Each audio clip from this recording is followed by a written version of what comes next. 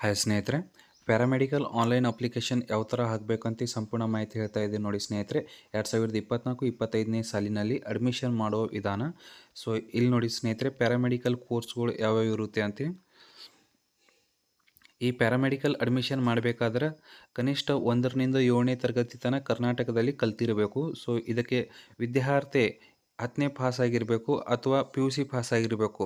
10ನೇ pass ಆದರೆ 3 ವರ್ಷ course ಇರುತ್ತೆ, PUC ಪಾಸ್ ಆದರೆ 2 ವರ್ಷ ಕೋರ್ಸ್ ಇರುತ್ತೆ. ಸೊ ನೋಡಿ ಸ್ನೇಹಿತರೆ, ಈ ಕೋರ್ಸಿನ ಫೀಸ್ ಬಂದುಬಿಟ್ಟು SC ST ದವರಿಗೆ 250 ಇರುತ್ತೆ ಮತ್ತು ಅದರ್ಸ್ ಕಾಸ್ಟ್ನವರಿಗೆ 400 ರೂಪಾಯಿ ಇರುತ್ತೆ ಸ್ನೇಹಿತರೆ. ಆನ್ಲೈನ್ ಅಪ್ಲಿಕೇಶನ್ ಹಾಕೋ ವಿಧಾನ ನೋಡಿ ಸ್ನೇಹಿತರೆ. ಅದಕ್ಕಿಂತ ಮುಂಚೆಯಾಗಿ ನನ್ನ ಚಾನಲ್ ಸಬ್ಸ್ಕ್ರೈಬ್ ಮಾಡಿಲ್ಲ ಅಂದರೆ ಈಗಲೇ ಸಬ್ಸ್ಕ್ರೈಬ್ ಮಾಡಿ ಸ್ನೇಹಿತರೆ. ನೋಡಿ, ಮೊದಲಿಗಾಗಿ ನೀವು ಗೂಗಲಲ್ಲಿ ಹೋಗಬೇಕು. ಗೂಗಲಲ್ಲಿ ಹೋಗಿ PMB ಕರ್ನಾಟಕ ಅಂತ ಸರ್ಚ್ ಮಾಡಬೇಕು. PMB ಕರ್ನಾಟಕ ಅಂತ ಸರ್ಚ್ ಮಾಡಿದಾಗ ಫಸ್ಟಿಗೆ ಬರುತ್ತೆ ನೋಡಿ ಪ್ಯಾರಾಮೆಡಿಕಲ್ ಬೋರ್ಡ್ ಅಂತ. ಪ್ಯಾರಾಮೆಡಿಕಲ್ ಬೋರ್ಡ್ ಮೇಲೆ ಕ್ಲಿಕ್ ಮಾಡಬೇಕು. ಕ್ಲಿಕ್ ಮಾಡಿದ ತಕ್ಷಣ ಒಂದು ಹೊಸ ಪೇಜ್ ಓಪನ್ ಆಗುತ್ತೆ ಸ್ನೇಹಿತರೆ. ಇಲ್ಲಿ ನೋಡಿ ಪ್ಯಾರಾಮೆಡಿಕಲ್ ಬೋರ್ಡ್ ಅಂತ ಇದೆ ನೋಡಿ, ಕರ್ನಾಟಕ ನರ್ಸಿಂಗ್ ಹಾಗೂ ಆರೈಕೆ ಅಂತ. ಸೊ ಇಲ್ಲಿ ಮೊದಲಿಗೆ ತೋರಿಸ್ತಾ ಇದೆ ನೋಡಿ ಸ್ನೇಹಿತರೆ, 2024-25ನೇ ಕೌನ್ಸ್ಲಿಂಗ್ ಇನ್ ಇನ್ಸ್ಟ್ರಕ್ಷನ್ ಅಂತಿದೆ ನೋಡಿ ಸ್ನೇಹಿತರೆ. ಇಲ್ಲಿ ಕ್ಲಿಕ್ ಹಿಯರ್ ಟು ಅಪ್ಲೈ ಅಂತಿದೆಯಲ್ಲ, ಅದರ ಮೇಲೆ ಕ್ಲಿಕ್ ಮಾಡಬೇಕು. ನೀವು ಅಡ್ಮಿಷನ್ ಮಾಡಬೇಕಾದರೆ ಕ್ಲಿಕ್ ಹಿಯರ್ ಟು ಅಪ್ಲೈ ಅಂತ ಕ್ಲಿಕ್ ಮಾಡಿದಾಗ ಒಂದು ಹೊಸದಾಗಿ ಪೇಜ್ ಓಪನ್ ಆಗುತ್ತೆ ಪ್ಯಾರಾಮೆಡಿಕಲ್ ಬೋರ್ಡ್. ಈ ಫಾರ್ಮನ್ನು ಫಿಲಪ್ ಮಾಡೋ ವಿಧಾನ ಸಂಪೂರ್ಣ ಮಾಹಿತಿ ಹೇಳ್ತೀನಿ ನೋಡಿ ಸ್ನೇಹಿತರೆ. ಪೂರ್ತಿ ವಿಡಿಯೋ ನೋಡಿ ಗೊತ್ತಾಗುತ್ತೆ. ಇಲ್ಲಿ ನೋಡಿ, ಮೊದಲಿಗಾಗಿ ಸೆಲೆಕ್ಟ್ ಮಾಡಬೇಕು ನೀವು SLC PUC ಏನು ಪಾಸ್ ಆಗಿದ್ದೀರಲ್ಲ ಅದು ಸೆಲೆಕ್ಟ್ ಮಾಡಬೇಕು. PUC ಸೈನ್ಸ್ ಪಾಸ್ ಆದರೆ PUC ಸೈನ್ಸ್, 10th ಪಾಸ್ ಆದರೆ 10th ಪಾಸ್. ಆ್ಯಸ್ ಪರ್ ಇಲ್ಲಿ ಅಭ್ಯರ್ಥಿ ಹೆಸರು ಅಂತ ಕೇಳಿದ್ದಾನೆ ಸ್ನೇಹಿತರೆ. ಅಭ್ಯರ್ಥಿ ಹೆಸರು ನೀವು 10th ಮಾರ್ಕ್ಸ್ ಕಾರ್ಡ್ದಾಗ ಏನಿದೆ ಅದೇ ಹಾಕಬೇಕಾಗುತ್ತೆ. ಇಲ್ಲಿ ನೋಡಿ, ನಿಮ್ಮ ಕಾಸ್ಟ್ ಜಾತಿ ಯಾವುದಿದೆ ಜಾತಿ ಹಾಕಬೇಕು. ಜನರಲ್ ಜಾತಿ, category 1, 2A, 2B, SC ST OBC ನೀವು ಯಾವ ಕಾಸ್ಟ್ ಇದ್ದೀರಾ ಆ ಕಾಸ್ಟನ್ನು ಸೆಲೆಕ್ಟ್ ಮಾಡಬೇಕು. ಸೆಲೆಕ್ಟ್ ಮಾಡಿದ ನಂತರ ಇಲ್ಲಿ ನಿಮ್ಮ 10th ಮಾರ್ಕ್ಸ್ ಕಾರ್ಡ್ದಾಗ ಏನು ಡೇಟ್ ಆಫ್ ಬರ್ತ್ ಇರುತ್ತಲ್ಲ ಆ ಡೇಟ್ ಆಫ್ ಬರ್ತ್ ಹಾಕಬೇಕು. ಆದ ನಂತರ ಇಲ್ಲಿ ನಿಮ್ಮ ಜೆಂಡರ್ ಹಾಕಬೇಕು. ಆದ ನಂತರ ಇಮೇಲ್ ID ಮತ್ತು ಮೊಬೈಲ್ ನಂಬರ್ ಹಾಕಬೇಕು ಸ್ನೇಹಿತರೆ. ತುಂಬ ಇಂಪಾರ್ಟೆಂಟ್ ಇರುತ್ತೆ ಇಮೇಲ್ ID ಮತ್ತು ಮೊಬೈಲ್ ನಂಬರ ಕರೆಕ್ಟಾಗಿ ಹಾಕಬೇಕು. ಆದ ನಂತರ ಇಲ್ಲಿ ಅರ್ಜಿದಾರರ ಆಧಾರ ಸಂಖ್ಯೆ ಹಾಕಬೇಕು. ಏನು ಅರ್ಜಿ ಹಾಕ್ತಾ ಇದ್ದೀರಾ ಅವ್ರದ್ದು ಆಧಾರ್ ಸಂಖ್ಯೆ ಹಾಕಬೇಕು. ಹಾಕಿ ನಂತರ ಕೆಳಗಡೆ ನೋಡಿ ಇಲ್ಲಿ ತಂದೆ ಹೆಸರು ಅಂತ ಇದೆ ನೋಡಿ, ನಿಮ್ಮ 10th ಮಾರ್ಕ್ಸ್ ಕಾರ್ಡ್ದಾಗ ಏನಿರುತ್ತಲ್ಲ ತಂದೆ ಹೆಸರು ಅದೇ ಹೆಸರು ಹಾಕಬೇಕಾಗುತ್ತೆ. ಆದ ನಂತರ ಇಲ್ಲಿ ನಿಮ್ಮ ತಂದೆಯವ್ರದ್ದು ಮೊಬೈಲ್ ನಂಬರ್ ಅಥವಾ ನಿಮ್ಮದೇ ಹಾಕಿದವ್ರೂ ನಡೀತೆ ಸ್ನೇಹಿತರೆ. ಆಮೇಲೆ ಆ್ಯನ್ಯುವಲ್ ಇನ್ಕಮ್ ನಿಮ್ಮ ಕಾಸ್ಟ್ ಇನ್ಕಮ್ದಾಗ ಎಷ್ಟು ಇನ್ಕಮ್ ಇದೆ ಅದು ಇನ್ಕಮ್ ಹಾಕಬೇಕು. ಆಮೇಲೆ ಇಲ್ಲಿ ತಾಯಿ ಹೆಸರು ಇದೆ ನೋಡಿ, ತಾಯಿ ಹೆಸರು ಹಾಕಬೇಕು.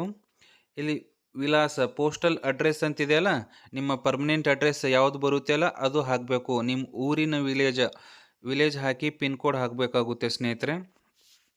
ನೋಡಿ, ಈ ಎಲ್ಲ ಡೀಟೇಲ್ಸ್ ಹಾಕಿದ ನಂತರ ನೋಡಿ ನಿಮ್ಮ ಡಿಸ್ಟಿಕ್ ಯಾವುದಿದೆ ಅಂತ ಕೇಳ್ತಾ ಇದ್ದಾನೆ. ನಿಮ್ಮ ಡಿಸ್ಟಿಕನ್ನು ಸೆಲೆಕ್ಟ್ ಮಾಡಬೇಕು. ಯಾವ ಡಿಸ್ಟಿಕ್ದವ್ರು ಇದ್ದೀರಿ ಆ ಡಿಸ್ಟಿಕನ್ನು ಸೆಲೆಕ್ಟ್ ಮಾಡಬೇಕು. ಸೆಲೆಕ್ಟ್ ಆದ ನಂತರ ಇಲ್ಲಿ ಮ್ಯಾಲಿಂದು ಮತ್ತು ಕೆಳಗಡೆ ಇದೆಯಲ್ಲ ಎರಡು ಸೇಮ್ ಇದೆ ಅಂತ ಕೇಳ್ತಾ ಇದ್ದಾನೆ. Same has a postal address, ಮೇಲಿಂದು ಕೆಳಗಡಿಂದು ಕರೆಕ್ಟ್ ಇದೆ ಅಂದರೆ ಎಸ್ ಅಂತ ಹೇಳಬೇಕು. Same has a postal address ಅಂತ ಹೇಳಬೇಕು ಸ್ನೇಹಿತರೆ. ನೀವು 10th ಮೇಲೆ ಹಾಕ್ಲತ್ತೀರ ಅಂದರೆ 10th ಬೋರ್ಡ್ ಅಷ್ಟೇ ಬರುತ್ತೆ. PUC 10th ಎರಡು ಹಾಕ್ಲತ್ತೀರ ಅಂದರೆ 2 ಬೋರ್ಡ್ ಬರುತ್ತೆ. ಸೊ ಇಲ್ಲಿ ಕೆಳಗಡೆ ಕೇಳಿರ್ತಾರೆ ನೋಡಿ, ರಿಜಿಸ್ಟರ್ ನಂಬರ್ ಹಾಕಬೇಕು. ಮೊದಲಿಗೆ SLC ಇದು register number, SLC register number, year of passing, ನೀವು ಯಾವ ಇಯರ್ ಪಾಸ್ ಆಗಿದ್ರೆ ಆ ಇಯರ್ ಹಾಕಬೇಕಾಗುತ್ತೆ. ನೀವು ಮಾರ್ಕ್ಸ್ ಎಷ್ಟು ತೊಗೊಂಡಿರಿ ಮಾರ್ಕ್ಸ್ ಹಾಕಬೇಕು, ಮ್ಯಾಕ್ಸಿಮಮ್ ಮಾರ್ಕ್ಸ್ ಮತ್ತು ಅಪ್ಟೈನ್ ಮಾರ್ಕ್ಸ್. ಮ್ಯಾಕ್ಸಿಮಮ್ ಮಾರ್ಕ್ಸ್ ಅಂದರೆ 625 ಇರುತ್ತೆ 10th, ಮತ್ತು ನೀವು ಎಷ್ಟು ತೊಗೊಂಡಿದ್ದೀರ ಆ ಮಾರ್ಕ್ಸ್ ಹಾಕಬೇಕಾಗುತ್ತೆ ನೋಡಿ ಸ್ನೇಹಿತರೆ. ಮತ್ತು ಸೆಕೆಂಡ್ PUCದು ಸೈನ್ಸ್ ಪಾಸ್ ಆದರೆ ಇಲ್ಲಿ ನೋಡಿ ಸೈನ್ಸ್ ಕೋರ್ಸ್ಗಳು ಅದು ಆಟೋಮೆಟಿಕ್ ತೊಗುತ್ತೆ. ತೆಳಗಡೆ ಫಿಸಿಕ್ಸ್, ಕೆಮಿಸ್ಟ್ರಿ ಮತ್ತು ಬಯಾಲಜಿ ಇದೆಯಲ್ಲ ನಾವು ಹಾಕಬೇಕಾಗುತ್ತೆ ಮಾರ್ಕ್ಸ್. 100 ಮಾರ್ಕ್ಸಿಂದ ಇರುತ್ತೆ. ನೀವು ಯಾವ ಎಷ್ಟೆಷ್ಟು ಸಬ್ಜೆಕ್ಟ್ದಾಗ ಎಷ್ಟೆಷ್ಟು ಮಾರ್ಕ್ಸ್ ತೊಗೊಂಡಿರ ಆ ಮಾರ್ಕ್ಸ್ ಇದರಲ್ಲಿ ಹಾಕಬೇಕು. ಅಲ್ಲಿ ಮೇಲೆ ಆಟೋಮೆಟಿಕ್ಕಾಗಿ ಕನ್ಸಿಡರ್ ಆಗುತ್ತೆ. ಇದರಲ್ಲಿ ಏನಾದರೂ ಡೌಟ್ ಬಂತಂದರೆ ನಂಗೆ ಕಮೆಂಟ್ ಮಾಡಿ ಸ್ನೇಹಿತರೆ, ಖಂಡಿತ ಇನ್ಫಾರ್ಮೇಷನ್ ಕೊಡ್ತೀನಿ. ಸೊ ಇಲ್ಲಿ ನೋಡಿ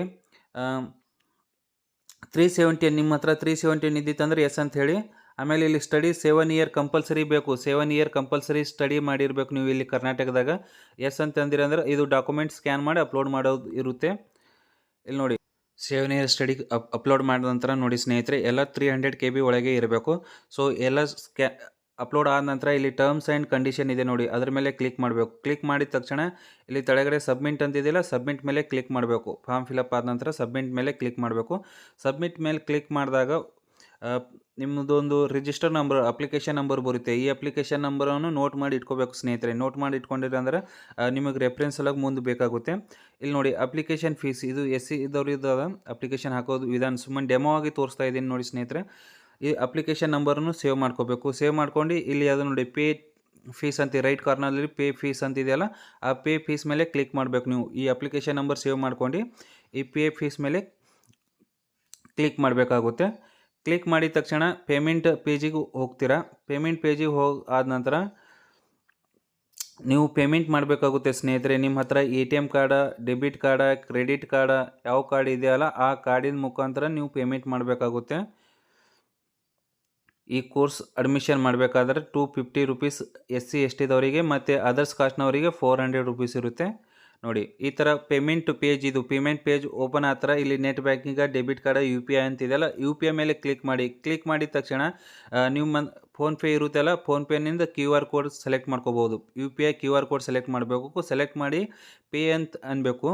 ಪೇ ಅಂತ ಆದ ನಂತರ ನೀವು ಫೋನ್ಪೇ ಓಪನ್ ಮಾಡಿ ಸ್ಕ್ಯಾನ್ ಮಾಡಿ ಇಲ್ಲಿ ಪೇ ಅಂತ ಹೇಳಬೇಕು. ಸ್ಕ್ಯಾನ್ ಮಾಡ್ಕೋಬೇಕು. ಡೈರೆಕ್ಟ್ ಪೇ ಆಗುತ್ತೆ. ನಿಮ್ಮ ಮೊಬೈಲ್ ಮೂಲಕ ನೀವು ಅಪ್ಲಿಕೇಶನ್ ಹಾಕೋಬೋದು. ಪೇ ಆದ ನಂತರ ಒಂದೊಂದು ವೇಳೆ ಇದು ಟ್ರಾನ್ಸಾಕ್ಷನ್ ಫೇಲ್ ಆದ್ರೂ ನೋಡಿ ಸ್ನೇಹಿತರೆ, ನೀವು ಏನು ಟೆನ್ಷನ್ ಮಾಡ್ಕೋಬೇಡಿ. ಮೇಲೆ ಇರುತ್ತೆ ಅದು, ಎಲ್ಲಿ ಹೋಗೋಲ್ಲ ಅಮೌಂಟ್, ಇಮಿಡಿಯೇಟ್ಲಿ ಅಪ್ಡೇಟ್ ಆಗುತ್ತೆ ಅದು. ನೋಡಿ ಇದರ ಬಗ್ಗೆ ಏನಾದರೂ ಹೆಚ್ಚಿನ ಮಾಹಿತಿ ಬೇಕಾಗಿದ್ರೆ ಅಂದರೆ ಕಮೆಂಟ್ ಮಾಡಿ ಸ್ನೇಹಿತರೆ, ಖಂಡಿತ ಇನ್ಫಾರ್ಮೇಷನ್ ಕೊಡ್ತೀನಿ. ಸೊ ಈ ಥರ ಒಂದು 2 ಮಿನಿಟ್ಸ್ ವೆಯ್ಟ್ ಮಾಡಬೇಕು. ನೀವು ಸಡನ್ಲಿ ಕ್ಲೋಸ್ ಮಾಡಬಾರ್ದು ವಿಂಡೋಸ್ನ. ಕ್ಲೋಸ್ ಮಾಡ್ದಿರ ಅಂದ್ರೆ ಮತ್ತೆ ಅದು ಅಮೌಂಟು ಆ ಕಡೆ ಈ ಕಡೆ ಆಗ್ಬಿಡುತ್ತೆ, ಅಂದ್ರೆ ಫೇಲ್ ಆಗಿಬಿಡುತ್ತೆ ನೋಡಿ ಸ್ನೇಹಿತರೆ. ಸೊ ಈ ಥರ ಟ್ರಾನ್ಸಾಕ್ಷನ್ ಈ ಥರ ಸರ್ವರ್ ಎರರ್ ಬಂತಂದ್ರೆ ನೀವು ರೀಲಾಗಿನ್ ಮಾಡ್ಕೋಬೇಕು. ರೀಲಾಗಿನ್ ಮಾಡಬೇಕಾದ್ರೆ ನಿಮ್ಮ ಅಪ್ಲಿಕೇಶನ್ ನಂಬರ್ ಹಾಕಬೇಕು, ಇಲ್ಲಿ ಡೇಟ್ ಆಫ್ ಬರ್ತ್ ಹಾಕಬೇಕು. ನೀವು ನಿಮ್ಮ ಡೇಟ್ ಆಫ್ ಬರ್ತ್ 1/1/2002 ಇದ್ದಿತ್ತಂದ್ರೂ ಸೇಮ್ 1/1/2002ನೇ ಹಾಕಬೇಕು. ಬಾರ ಮೈನಸ್ ಏನು ಹಾಕಬಾರ್ದು ಸ್ನೇಹಿತರೆ. ಇಲ್ಲಿ ನೋಡಿ ಡೇಟ್ ಆಫ್ ಬರ್ತ್ ಮೈನಸ್ ಬಾರ ಏನು ಹಾಕಬಾರ್ದು. ಸೇಮ್ ಆ್ಯಸ್ ಪರ್ ಇಲ್ಲಿ ಏನು ಎಕ್ಸಾಂಪಲ್ ಕೊಟ್ಟಿದ್ದಾನೆ ನೋಡಿ ಸ್ನೇಹಿತರೆ, ಇಲ್ಲಿ ಎದುರುಗಡೆನೇ ಎಕ್ಸಾಂಪಲ್ ಕೊಟ್ಟಿದ್ದಾನೆ, ಈ ಥರ ಹಾಕಿ ಅಂತ ಕೊಟ್ಟಿದ್ದಾನೆ.